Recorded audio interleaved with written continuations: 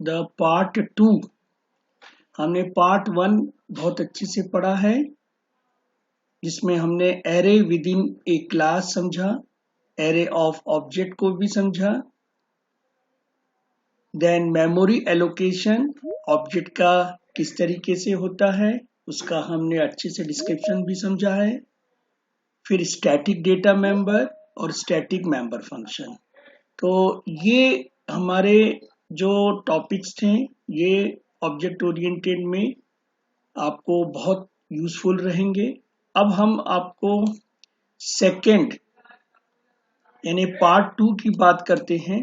तो पार्ट 2 में ध्यान से देखिए कि ये जो पार्ट 2 है, ये आपके ऑब्जेक्ट ओरिएंटेड को बहुत अच्छा स्ट्रॉन्ग कर सकता है।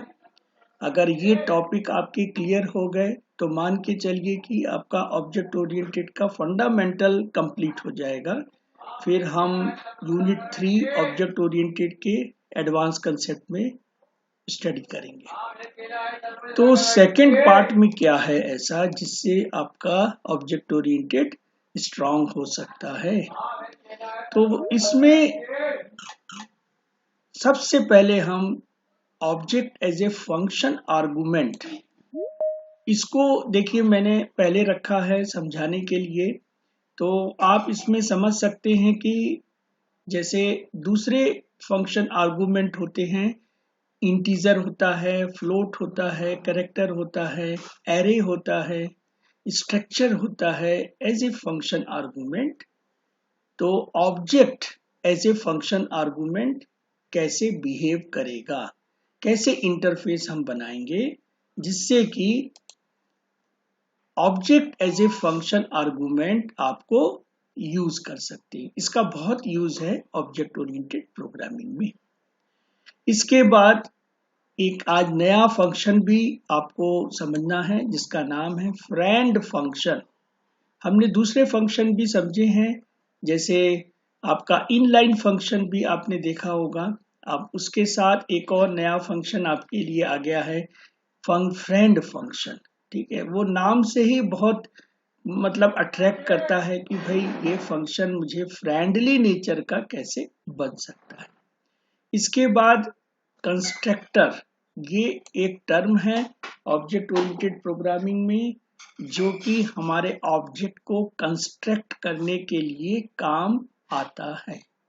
अगर हम ये बोलें कि ऑब्जेक्ट हमारा अगर बन रहा है और हम उसे रीड राइट या उसे हम जो भी प्रोसेस कर रहे हैं, तो उसके लिए पहले उसे कंस्ट्रक्ट होना जरूरी होता है।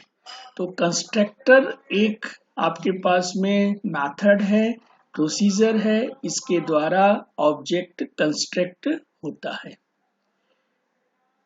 इस कंस्ट्रक्शन में भी बहुत क्वालिटी होती है, जैसे कि पैरामीटराइज कंस्ट्रक्टर भी बना सकते हैं आप, कॉपी कंस्ट्रक्टर भी बना सकते हैं, कंस्ट्रक्टर विद डिफॉल्ट आर्गुमेंट भी बना सकते हैं। तो कंस्ट्रक्टर के भी क्वालिटीज बहुत अच्छी होती है। हम टाइप ऑफ कंस्ट्रक्टर में उसे समझेंगे कि किस तरीके से कंस्ट्रक्टर का एडवांस वर्जन यूज कर सकते हैं। इसी तरीके से कंस्ट्रक्टर को आप मल्टीपल कंस्ट्रक्शन, मतलब एक से ज्यादा कंस्ट्रक्टर को भी हम यूज कर सकते हैं अपने प्रोग्रामिंग में। इसके बाद जैसे कंस्ट्रक्टर ऑब्जेक्ट को क्रिएट करता है, वैसे ही एंड में जब एप्लीकेशन क्लोज होता है तो हमारे पास डिस्ट्रक्टर एक टर्म्स होते हैं। इसके द्वारा आपका जो बना हुआ ऑब्जेक्ट है वो डिस्ट्रॉय मेमोरी से हो जाता है, यानी हमारी जो मेमोरी एलोकेट होती है उसे हम डी एलोकेट भी करना पड़ता है। तो ये डी एलोकेशन कंप्यूटर के प्रोग्राम के थ्रू हो जाता है, इसे हम अभी ऑपरेटिंग सिस्टम में नहीं छोड़ते हैं। सी प्रोग्राम में कंस्ट्रक्टर और डिस्ट्रक्टर का जो काम था वो कंप्लीटली आपके प्रोग्रामिंग में रहता था, लेकिन डिस्ट्रक्टर आपके ऑपरेटिंग सिस्टम की रिस्पॉन्सिबिलिटी, मेमोरी मैनेजमेंट की रिस्पॉन्सिबिलिटी बनती थी। तो ये टॉपिक हमें समझना है एक के बाद एक। इसे समझने में हमको 2 या 3 लेक्चर लग जाते हैं, तो इसे हम देखते हैं किस तरीके से इसको कंप्लीट करेंगे। लेकिन इसके बिना आप अपने कंसेप्ट को एडवांस में यूज नहीं कर सकते हैं। तो इसे मुझे पढ़ाना बहुत ज़रूरी पड़ता है, चाहे जितना भी मुझे पेन हो या मुझे थोड़ी सी मेहनत ज़्यादा लगेगी, लेकिन मैं आपको पढ़ा के रहूँगा और आपको समझा के रहूँगा, ठीक है। तो यहाँ तक आपको जो भी चीज़ नहीं समझ में आ रही है उसे आप मुझे अलग से भी समझ सकते हैं, समय लेके, कोई दिक्कत नहीं है। फिर हम पार्ट 3 और पार्ट 4 पढ़ेंगे, तो ये मैं और बाद में आपको डिस्कस करूँगा। लेकिन उसके पहले आज हम आज की object as a function argument start करना चाहते हैं, ठीक है। तो यहाँ पे 2 इम्पोर्टेंट या 3 इम्पोर्टेंट वर्ड मैं आपको पहले से बता दूं कि ये वर्ड आपका देखिए यहाँ से स्टार्ट हो रहा है। सबसे पहले what is meant by function, ये आपके माइंड में आना चाहिए, ठीक है। तो फंक्शन कितने लोगों को माइंड में क्लियर है कि फंक्शन की डेफिनेशन क्या होती है, फंक्शन का एप्लीकेशन क्या होता है, फंक्शन कैसे बनाते हैं, फंक्शन की टाइप क्या क्या होते हैं, ये कितने लोगों को मेरे ख्याल से क्लियर है। थोड़ा सा हैंड राइज करें। तो फंक्शन आपको समझाने की जरूरत नहीं है, क्योंकि फंक्शन मेरे ख्याल से आपके पास बहुत अच्छे से बन गया है। तो अपनी कॉपी में आप इसको है ना डबल राइट कर लीजिए कि मुझे फंक्शन आता है। अगर फंक्शन नहीं आता है तो आप पुरानी वाले मतलब लेक्चर में भी जाके इसको समझ सकते हैं, या फिर आप इसको गूगल करके भी देख लीजिए फंक्शन का मतलब क्या होता है। तो ये फंक्शन यहाँ से बहुत यूजफुल मेरे लिए बन रहा है। सेकेंड टर्म है आर्गुमेंट्स। अब ये आर्गुमेंट्स आपको फंक्शन के साथ डालना है, तो ये फंक्शन आर्गुमेंट्स हो गए।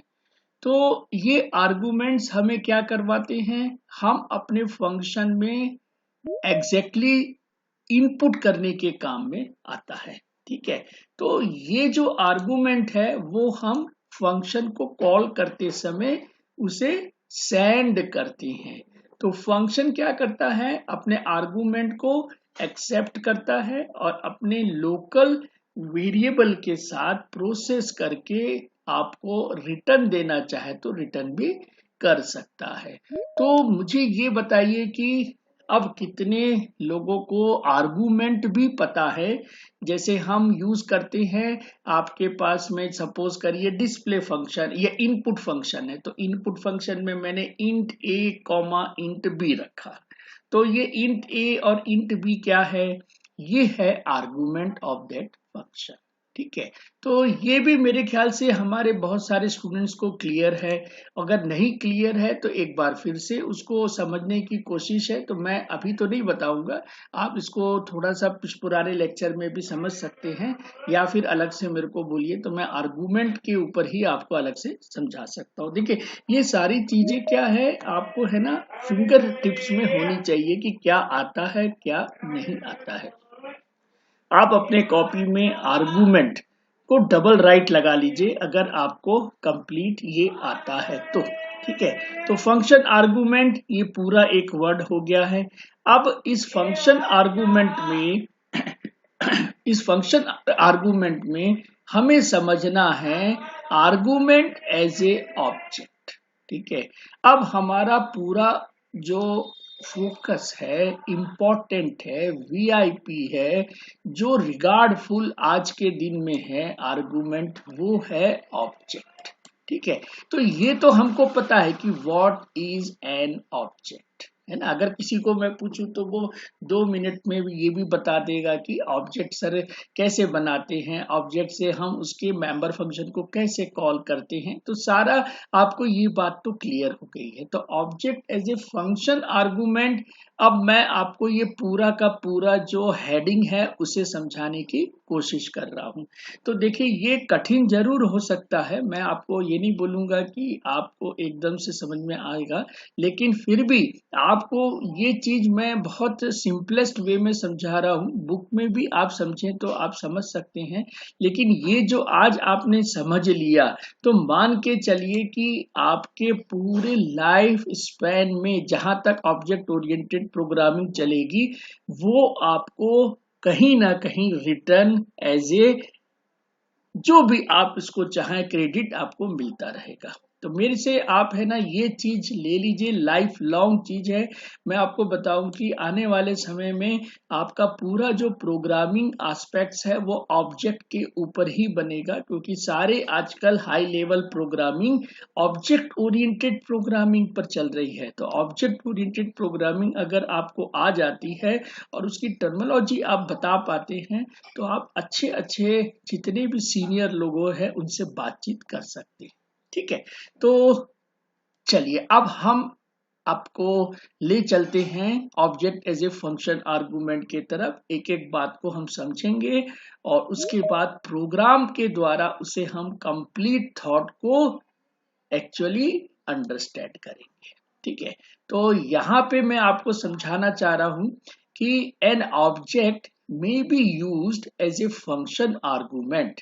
तो ये अब डिक्लेयर आप कर दीजिए कि ऑब्जेक्ट को भी आप फंक्शन आर्गुमेंट जैसा यूज कर सकते हैं। तो ये क्वेश्चन है कि क्या ऑब्जेक्ट को फंक्शन आर्गुमेंट हम यूज कर सकते हैं। तो अब आप बहुत स्ट्रांगली बोल सकते हैं yes sir I can do that, ऐसा बोलना पड़ेगा आपको। ठीक है, देखिए यस बोलने वाले भी बहुत तरीके से बोलना चाहिए, मतलब ऐसा नहीं कि केवल यस बोल के अपने आप को वो आप थोड़ा सा स्टॉप कर दे, उसको थोड़ा अच्छे से और बोलने की कोशिश करिए। Yes I have did, I have done, I can do it, I have done using this type of the program, और I can use this as a for this function. मतलब आपको क्या है कि ये सारी चीजें है ना कहीं एक्सप्लेन करने के लिए भी बातचीत पर लेके आना पड़ेगा। तो ये आज का टिप है कि आप अपने कंसेप्ट को किस तरीके से अपने बिहेवियर में लाके इंटरव्यू में क्रैक कर सकते हैं। ठीक है, तो यहाँ पे देखिए मैं आपको बता रहा हूं कि अगर हम ये मान ले कि फंक्शन आर्गुमेंट ऑब्जेक्ट जैसा भी काम कर सकता है, तो ये भाई दो तरीके से काम करेगा। इसके दो मेथड्स हैं काम करने के। तो this can be done in two ways. अब भाई ये दो रास्ते कौन कौन से हैं, इसे मेथड को समझ लेते हैं। ये kind of object as a function argument समझ लेते हैं। देखिए सबसे पहले आपको ये बात फंक्शन में पता होती है कि फंक्शन में जो आर्गुमेंट पास होते हैं वो कॉल बाय वैल्यू और कॉल बाय रिफरेंस के थ्रू होते हैं। ये कितने लोगों को पता है भाई? मेरे ख्याल से ये दो वर्ड आपको पता होना चाहिए कि it is a your call by value और कॉल बाय रिफरेंस। मतलब ये जो इंपॉर्टेंट वर्ड है, देखिए पास बाय वैल्यू है ना, पास बोलिए या कॉल बोलिए, बात एक है, दोनों का कंसेप्ट वही होता है। That is the pass by value and the pass by reference. ये दो वर्ड मेरे को लग रहा है सभी को पता होगा इसके अंदर क्या हो रहा है। Pass by value and pass by reference. जब हम पास बाय वैल्यू बोलते हैं, अब आप पुराने अपने फंक्शन में चले जाइए जो सी लैंग्वेज में आपने पढ़ा था, वही कंसेप्ट को मैं फिर से यूज कर रहा हूं। तो देखिए आपको याद होगा कि पास बाय वैल्यू हमने पास बाय रेफरेंस किस में समझा था, कौन से एग्जाम्पल पे समझा था। तो आपको तुरंत याद आना चाहिए कि सर ने एक स्वैपिंग ऑफ टू नंबर बताया था। तो स्वैपिंग ऑफ टू नंबर में ये क्लियर बताया था कि भाई पास बाय वैल्यू और पास बाय रेफरेंस किस तरीके से होता है। तो हमने उसमें समझा था कि पास बाय वैल्यू में जब हम स्वैपिंग करते हैं तो वो स्वैप्ड फंक्शन में स्वैप तो हो जाता है, लेकिन हमें वो रिटर्न स्वैपिंग वैल्यू नहीं मिलती है। ठीक है, अब क्लियर समझ में आया आपको? मैं रिपीट कर रहा हूं, फिर से ध्यान से समझिए। पास बाय वैल्यू में क्या होता है कि हम अपने एक्सचेंज वाले प्रोग्राम पर ध्यान दीजिए। एक्सचेंज वाले प्रोग्राम में ये है कि एक ए नंबर है, एक बी नंबर है, तो हमें ए की वैल्यू बी में डालनी है और बी की वैल्यू ए में रखनी है। तो इस टाइप के टास्क को हम क्या बोलते हैं? एक्सचेंज ऑफ वैल्यू या स्वैपिंग ऑफ टू वैल्यू बोलते हैं। तो ये स्वैपिंग का प्रोग्राम आपको याद करना है। तो उस स्वैपिंग के प्रोग्राम में अगर आपने पास बाय वैल्यू मेथड यूज की है तो स्वैप फंक्शन में, एक्सचेंज फंक्शन में वैल्यू तो स्वैप हो जाएगी, लेकिन हमें आपके रिटर्न में यानी कि स्वैप्ड वैल्यू हमें रिटर्न में नहीं मिलती है। लेकिन अगर मैं पास बाय रेफरेंस बोलूं तो वही स्वैप्ड वैल्यू मुझे अपने रिटर्न प्रोग्राम में भी या रिटर्न प्लेस में भी स्वैप्ड वैल्यू मिल जाती है। तो ये दो चीज आपको पता है, अपनी कॉपी में आप लिख लीजिए, pass by value and pass by reference, ये दोनों चीजें होती हैं। अब ये दो मेथड को मैं यहां फिर से समझा रहा हूं ऑब्जेक्ट के रेफरेंस में। अब देखिए ऑब्जेक्ट के रेफरेंस में भी वही बात हो रही है कि एक कॉपी ऑफ इंटायर ऑब्जेक्ट, एक कॉपी ऑफ इंटायर ऑब्जेक्ट हम पास करेंगे फंक्शन में, लेकिन मेथड क्या होगा, मेथड होगा पास बाय वैल्यू। अगर हम किसी चीज को कॉपी कर रहे हैं तो वो पास बाय वैल्यू हो रही है। तो जब हम कॉपी करते, इसीलिए मैं बार बार अपने स्टूडेंट से बोलता हूं कॉपी पेस्ट मत करो। कॉपी पेस्ट करने से क्या होगा, आपको अंडरस्टैंडिंग नहीं होगी। क्यों? क्योंकि ये एड्रेस आपके साथ नहीं है, आप तो केवल कॉपी कर रहे हैं, पेस्ट कर रहे हैं। तो कॉपी पेस्ट में पास बाय वैल्यू का कंसेप्ट होता है, और इसको हम अगर ज्यादा करेंगे तो हम केवल वर्क दिखा सकते हैं, लेकिन वर्क को एक्सप्लेन नहीं कर सकते हैं। क्यों? क्योंकि वर्क को एक्सप्लेन करने के लिए तो भाई आपको पास बाय रेफरेंस करना पड़ेगा। तो देखिए पास बाय रेफरेंस में क्या हो रहा है, हम एड्रेस ऑफ ऑब्जेक्ट को पास करते हैं। अगर हम एड्रेस ऑफ ऑब्जेक्ट को पास करेंगे तो इस टाइप के ट्रांसफर को हम क्या बोलेंगे, पास बाय रेफरेंस बोलेंगे। और ये जो भी चेंजेस होगा हमें अपने ओरिजिनल ऑब्जेक्ट में भी चेंजेस मिल सकती हैं। जैसे फॉर एग्जांपल, अब देखिए फिर से मैं आपको बहुत रियल एग्जांपल समझा रहा हूं कि आप अपने आप को ऑब्जेक्ट अब मान लीजिए, क्योंकि अब आपको है ना नहीं मानने में दिक्कत होगी। अब मान लीजिए कि आप ऑब्जेक्ट है। अब आप जो मेरे से पढ़ाई कर रहे हैं, अगर उसे आप पास बाय वैल्यू के मेथड से कर रहे हैं तो आज आपको कॉपी पेस्ट के थ्रू तो समझ में आ रहा है, क्योंकि आप देख रहे हैं, देखने में कोई दिक्कत नहीं, आप देख रहे हैं तो उसको आप कहीं भी पेस्ट कर देंगे।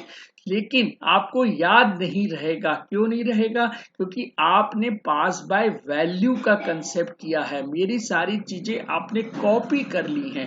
तो कॉपी कर ली हैं तो जो भी चीज मैं बाद में चेंज करूंगा आपको वो चेंज होती नहीं दिखेगी। ठीक है, आप ध्यान रखिए, मैं बाद में जब भी फिर से आपका object as a function argument लूंगा तो आप फिर से नए तरीके से बात करोगे कि सर ने क्या बोल रहे हैं। लेकिन अगर आप आज अपने आप को पास बाय रेफरेंस में डाल के काम करते हैं तो फायदा ये होगा कि जब भी मैं नेक्स्ट टाइम इस पर बात करूंगा तो आपको इमीडिएटली वो सारी चीजें ऐसे रेफरेंस मिल जाती हैं, और मैं जो भी चेंज करूंगा आपको भी अपने आप में चेंज होता दिखेगा। तो ये दो मेथड को याद रखें, इसे हम इंप्लीमेंट करने की आज कोशिश करेंगे। ठीक है, तो when an address of object is passed, जब भी हम एड्रेस को पास करेंगे तो the called function work directly on the actual object. हम जब एड्रेस की बात कर रहे हैं, हम क्या कर रहे हैं, पास बाय रेफरेंस की बात कर रहे हैं। तो पास बाय रेफरेंस में हो क्या रहा है एग्जैक्टली देखा जाए तो हम जो भी फंक्शन को कॉल वर्क करने के लिए बुला रहे हैं तो वो एक्चुअल में एक्चुअल ऑब्जेक्ट के ऊपर काम करता रहेगा। हम जब कॉपी वाला काम करते हैं तो वो दूसरे ऑब्जेक्ट में कॉपी करके टेम्परेरी काम करता है। तो टेम्परेरी काम कभी भी रिटर्न होने लायक ही नहीं है, क्योंकि वो हमें कभी भी क्रेडिट नहीं देता है। तो जब भी हम एड्रेस ऑफ ऑब्जेक्ट पास करेंगे तो कॉल्ड फंक्शन में जो भी वर्क होगा वो एक्चुअल ऑब्जेक्ट पर होगा, और जब एक्चुअल ऑब्जेक्ट पर होगा तो वो जो भी चेंजेस होंगे उस ऑब्जेक्ट में, जो भी चेंजेस होंगे उस ऑब्जेक्ट में, वो रिफ्लेक्ट हो जाएगा। और वो रिफ्लेक्ट यानी आपको अंडरस्टैंडिंग हो जाएगी, और वो अंडरस्टैंडिंग आपके एक्चुअल ऑब्जेक्ट में हो जाएगी, जिससे कि आपको इन फ्यूचर वो ऑब्जेक्ट चेंज वाला ही मिलेगा। ठीक है, तो देखिए ये कितनी मतलब थ्योरी क्लियर कंसेप्ट में आपको दिख रही होगी, और मैं समझाने की भी उसी तरीके से कोशिश कर रहा हूं, जैसा लिखा है वही चीज को मैं समझाने की कोशिश कर रहा हूं। अब ये चीज को अगर आप नहीं समझ पाएंगे तो आगे प्रोग्रामिंग नहीं समझ पाएंगे। तो ये चीज को फिर से एक बार मैं रिपीट कर रहा हूं कि हम पास बाय रेफरेंस में ऑब्जेक्ट का एड्रेस को पास करेंगे, तो कॉल्ड फंक्शन में है ना, जो भी फंक्शन होगा हमारा उसे हम कॉल्ड फंक्शन बोलते हैं। तो कॉल्ड फंक्शन में जो भी वर्क होगा वो एक्चुअल ऑब्जेक्ट के ऊपर होगा, और जब एक्चुअल ऑब्जेक्ट के ऊपर होगा तो जो भी चेंज होगा उस ऑब्जेक्ट में वो रिफ्लेक्ट होगा हमारे एक्चुअल ऑब्जेक्ट में। तो ये है पास बाय रेफरेंस का कंसेप्ट। और अगर मैं कॉपी ऑफ ऑब्जेक्ट कर रहा हूं, तो जब कॉपी ऑफ ऑब्जेक्ट कर रहा हूं, इसको अब एड्रेस की जगह कॉपी, यहां पर क्या रख दीजिए, आप कॉपी लिख दीजिए। तो कॉपी ऑफ ऑब्जेक्ट का मतलब क्या हो गया कि कॉल्ड फंक्शन में जो भी वर्क होगा वो एक्चुअल ऑब्जेक्ट में नहीं होगा, वो कॉपीड यानी कि दूसरे ऑब्जेक्ट में होगा। और जब दूसरे ऑब्जेक्ट में होगा तो दूसरे ऑब्जेक्ट में जो भी चेंजेस होंगे वो रिफ्लेक्ट एक्चुअल ऑब्जेक्ट में नहीं होंगे।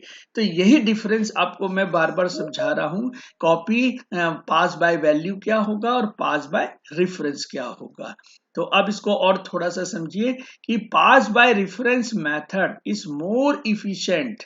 तो देखिए हमें इसको समझना है कि ये इफिशिएंट होता क्यों है, क्योंकि भाई यही चीज तो आगे हमें अंडरस्टैंडिंग करनी है। हम रियल टाइम प्रॉब्लम्स बना रहे हैं। रियल टाइम्स का मतलब क्या होता है कि जैसे मैं यहाँ पर आपको जैसे हाईलाइट किया तो आपको भी वहां पर हाईलाइट हुआ दिख रहा होगा। तो ये रियल टाइम सिस्टम चल रही है। एक सिस्टम होता है ऑफलाइन, मतलब उस केस में क्या होता है कि मैं कर दूंगा, फिर आप जब उसको थोड़ी देर बाद चेक करेंगे तो आपको चेंज मिलेगा। तो वो रियल टाइम कंसेप्ट नहीं है। हम जो पढ़ा रहे हैं वो रियल टाइम यानी कि रेफरेंस की बात कर रहे हैं। तो जब भी हम पास बाय रेफरेंस करेंगे तो ये मोर इफिशिएंट होगा, since it required to pass only the address of object not the entire object. तो हमें इंटायर ऑब्जेक्ट भेजने की जरूरत ही नहीं पड़ेगी। अगर हम इंटायर ऑब्जेक्ट भेजेंगे तो हमें बहुत सारी ट्रांसमिशन मीडिया लगेगा, हमको बहुत सारा उसके अंदर बाइट लगेगा, क्योंकि हम पूरा का पूरा ऑब्जेक्ट भेज रहे हैं। हम पूरा ऑब्जेक्ट भेजेंगे तो वो पूरी चीजें जब तक आपके पास नहीं पहुंचेंगी तब तक आप उसे समझ नहीं पाएंगे। और आप उसको समझ लिए तो समझने के बाद जब मुझे आप रिटर्न कर देंगे, जैसे फॉर एग्जांपल अभी मैंने आपको असाइनमेंट दिया तो ये मैंने पूरा का पूरा कॉपी करके दिया आपको, अब आप जो देंगे वो फिर कॉपी करके देंगे। तो ये हमारा चल रहा है कॉपी ऑफ द ऑब्जेक्ट। ठीक है, इसके अंदर में चेंजेस चल रहे हैं। ठीक है, तो this is known as a copy of object. लेकिन यहां मैं जो आपको पढ़ा रहा हूं ये टोटली पास बाय रेफरेंस का कंसेप्ट है। अब ध्यान से मैं इस पर एक प्रोग्राम बता रहा हूं, ये आज आपको समझना है। मैं नहीं जानता आप कैसे समझना चाहते हो, लेकिन पूरी तरीके से आंखों को खोलिए और दिमाग को खोलिए और ये समझने की कोशिश करिए। यहाँ पे मैं आपको समझा रहा हूं कि write an object oriented program to write a object oriented program to addition of two time in our and minutes. दो समय को जोड़ना है। दो समय को जोड़ने का मतलब ये हो गया कि मेरे पास में देखिए ध्यान से दो समय है, एक है 2:45 और एक समय है 3:30। अगर इसको मैं जोड़ता हूं तो ये किस रेफरेंस में जुड़ेगा, ये जुड़ेगा आपके टाइम फ्रेम में जुड़ेगा। कैसे, मतलब जैसे देखिए 45 और मैं 30 को जोड़ूंगा तो यहाँ 15 कैसे आए, तो ये आपको पता होना चाहिए यहाँ 15 कैसे आए। मैंने 3 और 2 को जोड़ा तो ये 6 कैसे हो गया। तो ये जो फ्रेम में एक्चुअल में एडिशन हो रहा है, ये टाइम फ्रेम में आपका एडिशन हो रहा है। तो लॉजिक जो बनेगी वो टाइम फ्रेम की बनेगी। तो इसमें ध्यान से देखिए कि हम दो टाइम एज ए ऑब्जेक्ट ले रहे हैं, जो जो जो दो टाइम ले रहे हैं उसे हम ऑब्जेक्ट ले रहे हैं। तो पहला टाइम है 2:45, तो इसको मैं रिप्रेजेंट कर रहा हूं T1 से। तो T1 क्या है आपका, यहाँ पे एक ऑब्जेक्ट है जो कि 2 hours 45 minutes, 2 hours and 45 minutes को रिप्रेजेंट कर रहा है। और इसमें 2 क्या है, T1 आवर्स है, और 45 क्या है, T1 मिनट्स है। तो आपको याद रखना है कि T1 is a object, hours and minutes are the members. तो ये ऑब्जेक्ट के मेंबर हैं, और T1 क्या है, आपका ऑब्जेक्ट है। अब देखिए T2 की बात करें तो T2 मेरा यहाँ पर क्या है, 3 hours and 30 minutes। तो देखिए ध्यान से, सेकंड वाले इस रेक्टेंगल बॉक्स में इसे ऑब्जेक्ट बनाया है, तो ये T2 आवर्स 3 बता रहा है और T2 मिनट्स 30 बता रहा है। तो इन दोनों को इस तरीके से मैं रिप्रेजेंट करूंगा। अब तीसरा मुझे मैनुअली क्या करना है, इन दोनों को जोड़ना है। तो T1 प्लस T2 यानी कि मैं उसे T3 बोलूंगा। तो ये जो T3 है, इन दोनों का एडिशन होगा और वो 6 आवर प्लस आपका 15 मिनट हो जाएगा। तो 45 और 30 में जब हम जोड़ेंगे तो 45 में ये 30 जोड़ेंगे तो क्या होगा, 45 में अगर मैं 30 जोड़ूंगा, हमें पता है कि मिनट 60 ड्यूरेशन का होता है। तो 45 प्लस 30 मैं यहां से ले लूंगा तो 60 बन जाएगा। तो जैसे ये 60 बनेगा तो 1 विल बी द कैरी हो जाएगा, तो वो आपके ऊपर वाले सम में एक जुड़ जाएगा, और जो रिमेनिंग 15 बचा है उसे मैं यहाँ पर 15 लिख रहा हूं। तो ये मेरी मैथमेटिक्स है जो कि आपको भी पता है। अब इसको देखिए, मैंने एक इक्वेशन बनाया है T3 सम T1 T2, यानी यहाँ पर जो T1 है T2 है ये आर्गुमेंट हैं, और ये जो आर्गुमेंट हैं ये आपके सम होने के बाद T3 के साथ ज्वाइन हो जाएंगे। तो T3 यहाँ पर क्या मिलेगा, 6 आवर 15 मिनट। अगर मैं T1 को डिस्प्ले करूंगा तो 2 आवर्स 45 मिलेगा, और T2 को मैं अगर डिस्प्ले करूंगा तो 3 आवर आपका 30 मिनट मिलेगा, और जब मैं T3 को डिस्प्ले करूंगा तो 6 आवर 15 मिलेगा। तो भाई आप सब लोगों को ये प्रोग्राम का थ्योरी समझ में आ गया होगा। तो मेरे को जल्दी जल्दी आप है ना हाथ ऊपर करिए और अपने आप को तैयारी कर लीजिए प्रोग्रामिंग के तरफ, क्योंकि जब प्रोग्रामिंग होती है ना तो थ्योरी क्लियर होनी चाहिए। इसके अंदर में थ्योरी आपको बिल्कुल क्लियर होगी तो ही प्रोग्राम देखने में फिर आप जब उसको बनाएंगे तो आपको मजा आएगा और आप बहुत ही इंजॉय कर पाएंगे इस टाइप के प्रोग्राम में, ठीक है। क्योंकि ये प्रोग्राम आपकी रियल टास्क या रियल सिचुएशन को डील करने के लिए बनाई जा रही है। तो मैं अब आपको प्रोग्राम को समझाना चाह रहा हूं। तो सभी रेडी हैं मेरे ख्याल से, तो जितने लोग रेडी हैं भैया हाथ अपने हैंड राइज करते जाइए, क्योंकि हैंड राइज ही मेरे को इंटरप्रेट करेगा कि आप समझ पा रहे हैं कि नहीं समझ पा रहे हैं। क्योंकि ये आज का दिन है और आपका मैं पूछूंगा 4 साल बाद तो भी आपको याद रहा ना, तो मान लीजिए कि आपकी पढ़ाई काम आ रही है। अगर आपको मैं कल पूछूं फिर भूल गए तो क्या मतलब पढ़ाई करने का। पढ़ाई ऐसी होनी चाहिए जो कि एकदम फिक्स हो जाए भाई, बार बार चेंज नहीं होना। तो ये आज का दूसरा टिप है। तो चलिए अब अपन स्टार्ट कर रहे हैं, प्रोग्राम की तरफ भैया जा रहे हैं। तो कोडिंग को समझ लें, कोडिंग हमारे लिए जान है, हमारी हार्ट है, ये मेरा हार्ट बीट है। अगर ये हार्ट बीट चलता रहा ना तो भैया मेरी प्रोग्रामिंग चलती रहेगी। अगर ये हार्ट बीट बंद हो गया तो प्रोग्रामिंग का कोई मजा ही नहीं आएगा। चलिए now let start to understand the programming code. तो देखिए सबसे पहले मैंने क्लास का नाम क्या दिया है। देखिए आपको देखने का तरीका यही है प्रोग्राम को समझने का।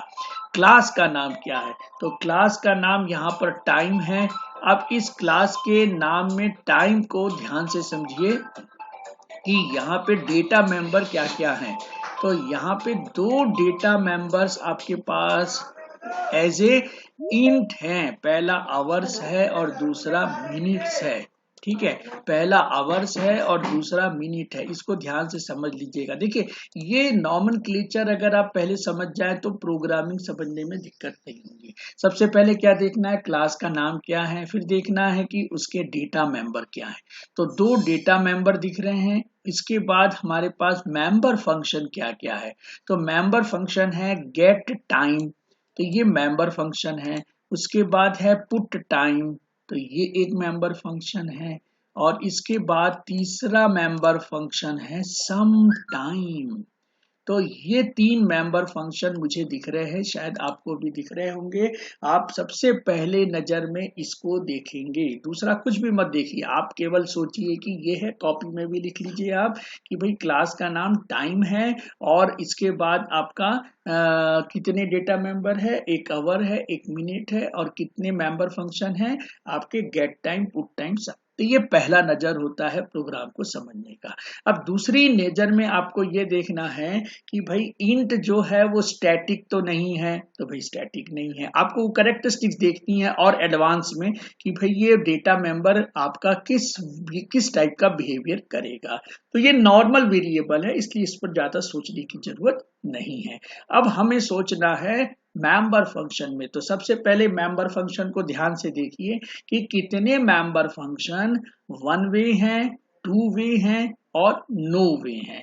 तो ध्यान से आप देखेंगे तो आपको दिखेगा जैसे पुट टाइम है, तो ये जो पुट टाइम है ये आपका नो वे कंसेप्ट है, यहाँ पर ये नो वे कंसेप्ट है। लेकिन अगर मैं ये देखता हूं गेट टाइम और सम टाइम, तो ये कहीं ना कहीं आपका वन वे फंक्शन है, क्योंकि यहाँ पे वॉइड लगा है। तो जब ये वॉइड लगा है तो ये रिटर्न तो कोई भी फंक्शन नहीं कर रहे हैं, लेकिन ये जो इनपुट कर रहे हैं गेट टाइम आपका ये आर्गुमेंट ले रहा है। तो यहाँ पर ध्यान से इसको अब आप हाईलाइट करके रख लीजिए कि भाई ये यहाँ पर कहीं ना कहीं हमें आर्गुमेंट ले रहा है।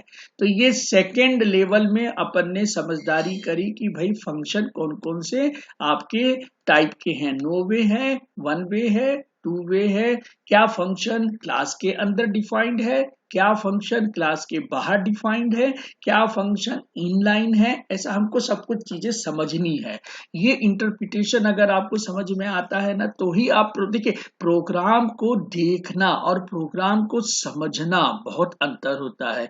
हम किसी को देख के इंटरप्रिट कंक्लूजन नहीं कर सकते हैं, हम उसे समझ के कंक्लूजन कर सकते हैं। तो प्रोग्राम को देखना और साथ साथ में समझना, अगर आप समझ रहे हैं, अगर आप पूरा समझ गए हैं तो उसे बंद कर दीजिए और अपने कॉपी में लिखना शुरू कर दीजिए। और कॉपी में अगर आप लिख पा रहे हैं बिना देखे तो समझ लीजिए कि आपका ये पूरा कंसेप्ट क्लियर हो गया। अभी तो अपन लॉजिक की बात ही नहीं करें, केवल अपन गेटअप की बात करें।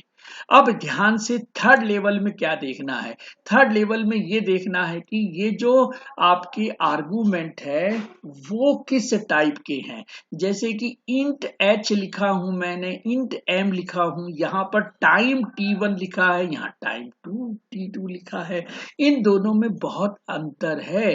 इंट एच और इंट एम क्या है, ये जो आर्गुमेंट हैं ये आपके नॉर्मल डेटा टाइप है, यहाँ पे कुछ भी आपका एडवांस नहीं है।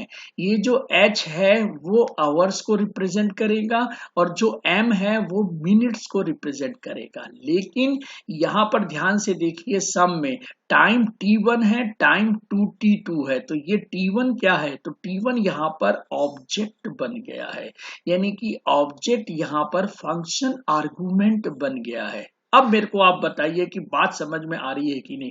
तो ये फंक्शन आर्गुमेंट जो हम समझ रहे हैं वो यहां तक पहुंच गया है। तो ये जो सम है वो t1 को भी एक्सेप्ट करेगा, t2 को भी एक्सेप्ट करेगा। तो जब t1 को एक्सेप्ट करेगा तो साथ में कितने डेटा मेंबर आएंगे, जल्दी से दिमाग लगाइए।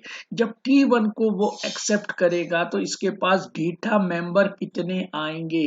अगर आपने चैट बॉक्स में नहीं लिखा है तो जल्दी से लिख दीजिए कि कितने डेटा मेंबर t1 में आएंगे, कितने डेटा मेंबर t2 में आएंगे।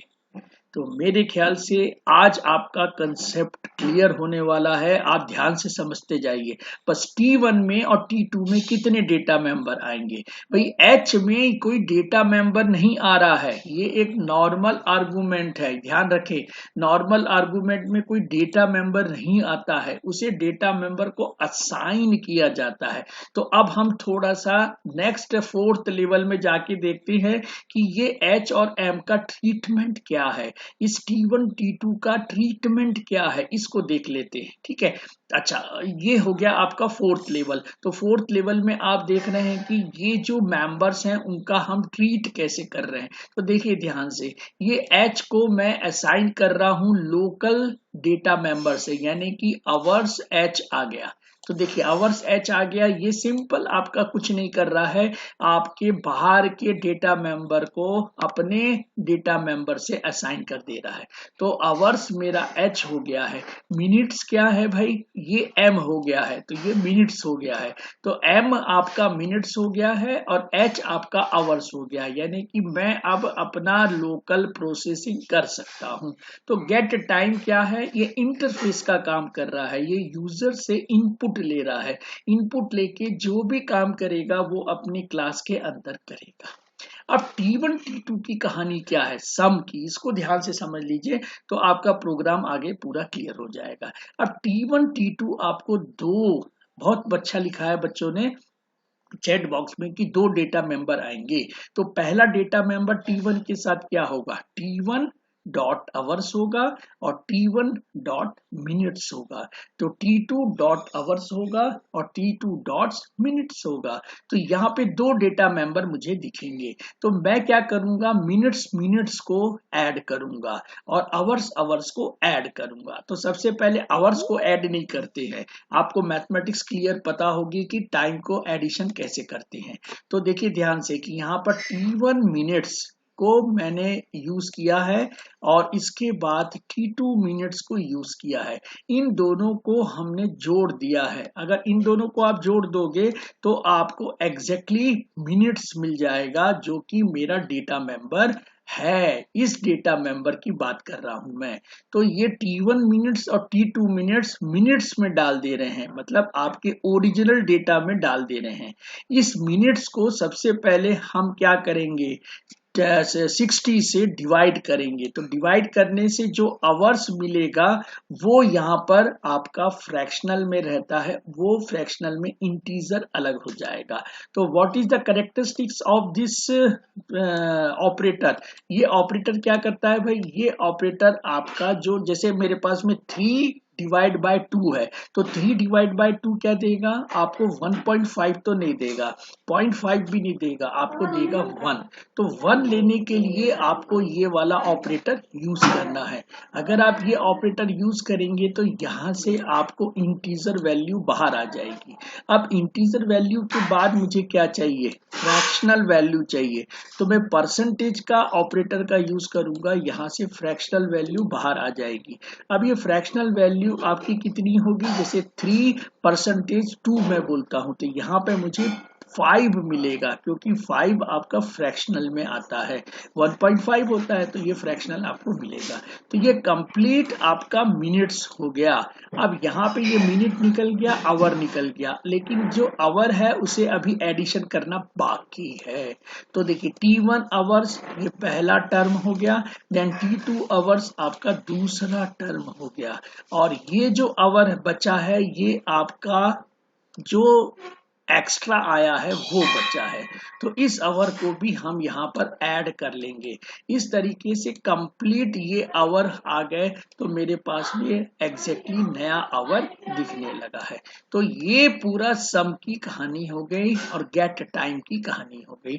नाउ पुट टाइम, देखिए भाई मैं सबको कहानी बोलता हूँ क्योंकि भाई मेरे लिए तो ये स्टोरी है, अब आपको मैं समझा पा रहा हूँ। देखिए यही एक तरीका है समझने का, और आज में आपको जल्दी समझ में आना चाहिए। ठीक है, अब देखिए पुट टाइम में क्या हो रहा है, पुट टाइम में सिंपली हम आवर्स को प्रिंट करना चाहते हैं और मिनट्स को प्रिंट करना चाहते हैं। तो देखिए यहाँ पर आउटपुट क्या आएगा, आपको मैं अगर बताऊं, जैसे ये 2 आवर और 45 मिनट्स है, तो यहाँ पर आउटपुट क्या आएगा, 2 आवर्स एंड 45 मिनट्स करके आउटपुट आएगा यहाँ पे। क्यों? क्योंकि आवर्स एंड क्या है, स्ट्रिंग कांस्टेंट है, तो ये तो एज इट इज आ जाएगा। और ये आवर्स क्या है, ये है वेरिएबल, तो यहाँ पे वैल्यू आएगी, तो 2 आवर्स एंड, है ना, 2 आवर्स एंड आपका मिनट्स 45 है, लेट, तो 45 आ जाएगा। और इसके बाद इसका आपका यूनिट आ जाएगा, दैट इज द मिनट।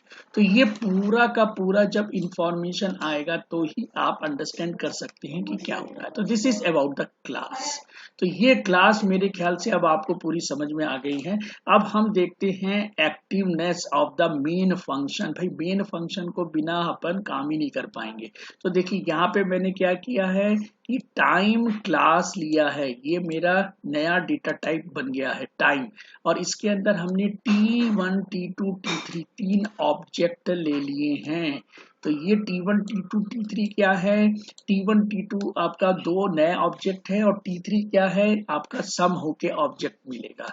अब देखिए ध्यान से, गेट टाइम 245, मैं यहाँ यूजर से इनपुट नहीं ले रहा हूं, मैं डायरेक्टली यहाँ पर फिक्स कर दिया हूं कि 245 है। आप चाहे तो थोड़ा मॉडिफाई कर लीजिए प्रोग्राम को, यहाँ पर सी इन आवर्स और सी इन मिनट्स कर दीजिएगा, तो आपका पहला इनपुट हो जाएगा।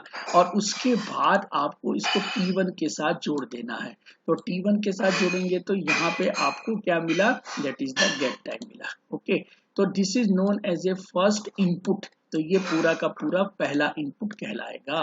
तो ये पहला इनपुट के बाद में भाई क्या है, दूसरा इनपुट जाना है, तो that is the your get time.